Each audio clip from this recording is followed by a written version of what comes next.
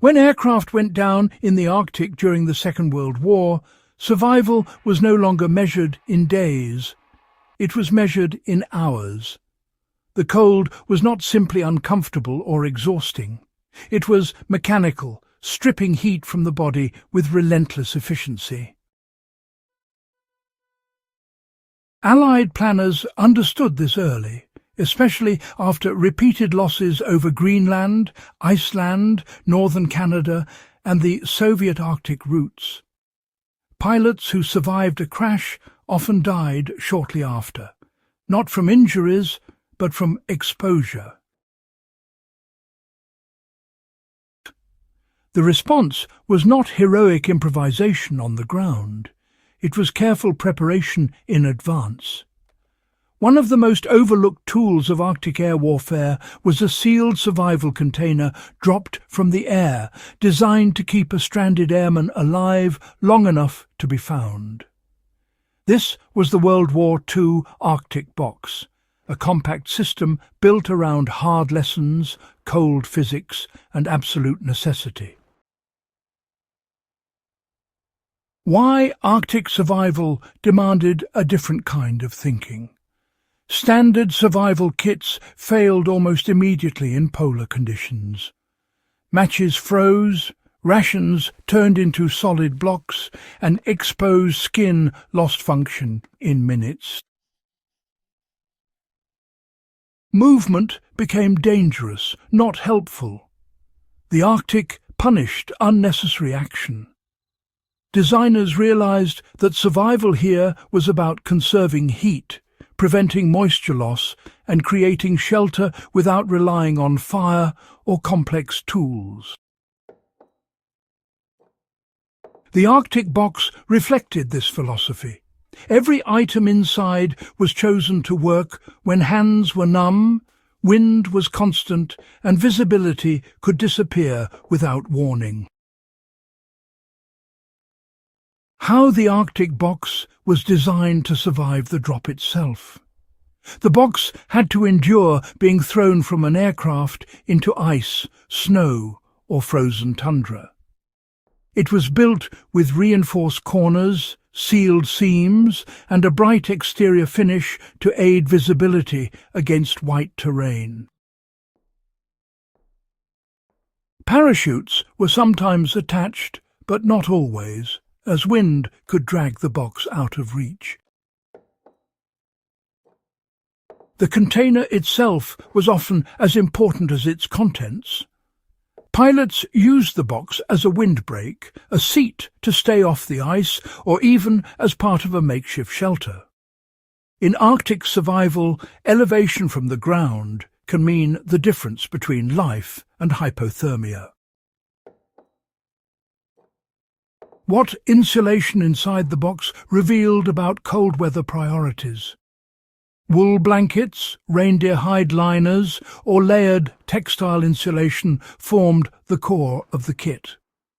These materials were chosen because they retained warmth even when damp. Synthetic insulation did not yet exist in reliable form, so natural fibers were treated for moisture resistance. The goal was immediate thermal protection. Downed pilots were instructed to insulate themselves first, even before assessing injuries.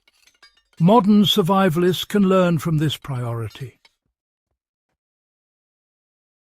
In extreme cold, delaying insulation to perform other tasks often leads to rapid heat loss that cannot be reversed.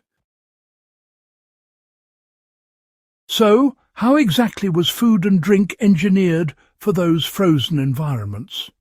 Standard rations? Well, they were pretty much useless once they'd frozen solid. Arctic boxes, on the other hand, included high-fat, high-calorie foods that could be eaten without cooking or, too much chewing. Chocolate, pemmican-style meat bars and condensed fats provided energy quickly, which was really essential.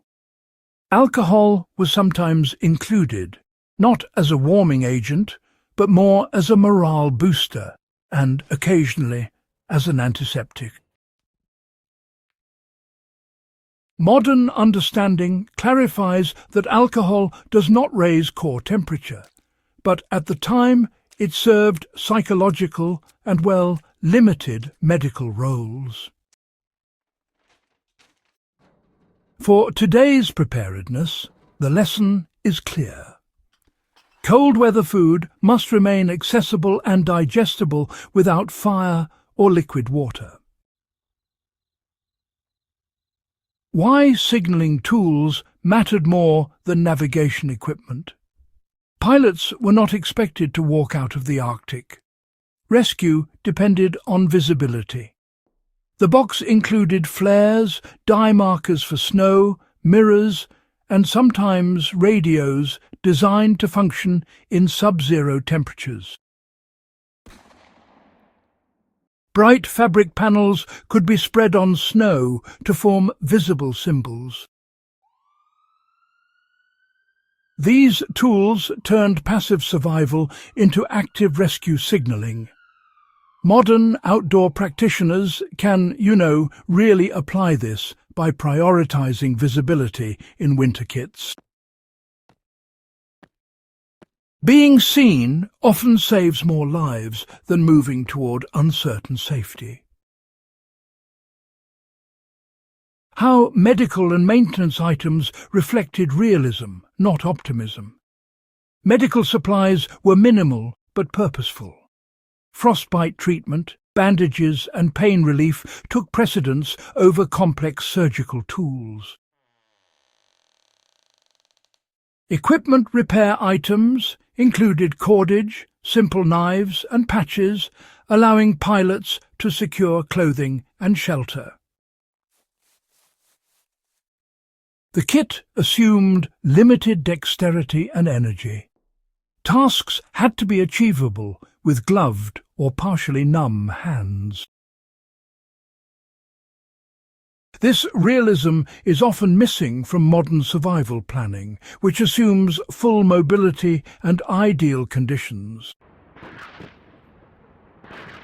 So, how can modern survival practice, really borrow from the Arctic box? Well, the Arctic box teaches us discipline. For cold weather preparedness, it's wise to focus on insulation first, calories second, signalling third, and movement last. Build kits that actually function when your fine motor skills are, compromised. Choose materials that remain effective even when they're wet and frozen. And always test your equipment with gloves on. These are not theoretical lessons. They are, directly drawn from lives saved and lost during World War II Arctic operations. The World War II Arctic box was not a symbol of comfort or confidence. It was honestly an admission of how unforgiving the environment truly was. It represented careful planning based on failure, not optimism. Understanding what was placed inside that box helps preserve knowledge that remains relevant wherever cold, isolation, and uncertainty intersect. If this deep dive into wartime survival planning added value to your understanding of history and real-world preparedness, support Backyard Wisdom by subscribing, sharing this video, and helping keep this hard-earned knowledge alive for those who still respect it.